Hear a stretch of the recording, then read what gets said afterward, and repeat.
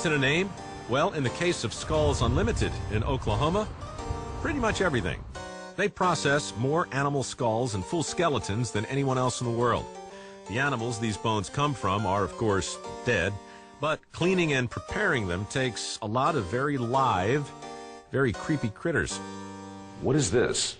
This is a boil here. We boil our larger skulls to remove the tissue. Do you smell this? Oh, yes. Okay. Specifically, what is in there? There's bison skulls and there's a horse skeleton that we're going to work today. You have an entire horse skeleton? Entire horse skeletons in here. Let's start with this one. Oh, you gotta let it drip. Oh, you just reach in and grab the thing? Well, kinda. It's hot. Look at the maggots all floating on top.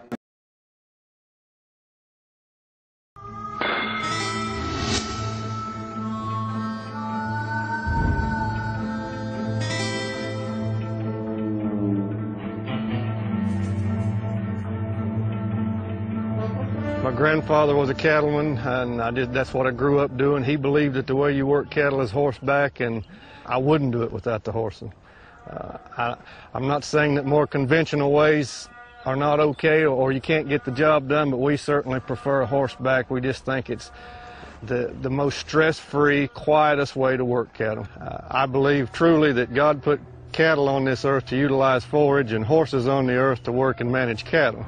We want good horses, and we want horses that can do their job without a lot of added stress, without a lot of added management, and these horses can certainly do that. Well, it's bred into them.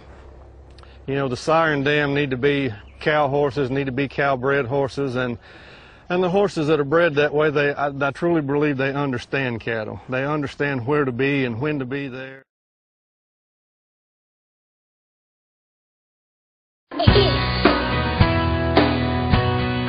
I got started in early childhood education out of college, and working in the classroom with toddlers, I just decided it was something that I wanted to do forever. I think like many young teenagers, I was a babysitter. It was something that I really enjoyed, and so it just seemed like a natural progression. As you are a babysitter, you go to college, education as a background, and then working toward becoming a mother as well. It's raining! I think what excites me about being an early childhood teacher is the hugs that you get. It's a great rewarding feeling every single day.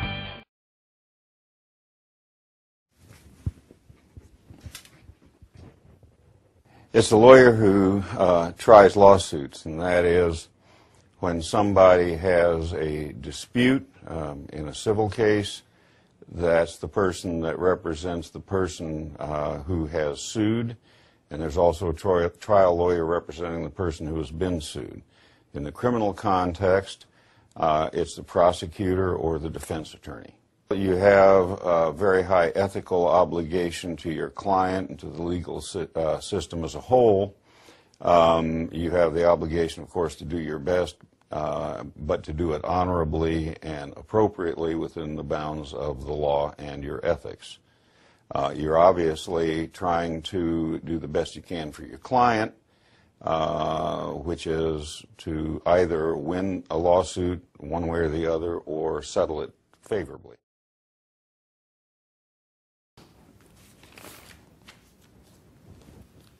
The CEO is, of course, a leader and a mentor and a coach for his company, or basically has three fundamental jobs. One is to be the chief strategy officer of the firm, which means really setting the future course of the firm, where it's going, what the company is about. Second one is the chief human relations officer, to create the kind of company and build the organization that can actually accomplish the strategy. And finally, it's the chief investor relations officer, the one who really relates to the board, if he or she has one, or to investors, the owners of the company, so that they understand what the company is about and can support it and allow it to happen.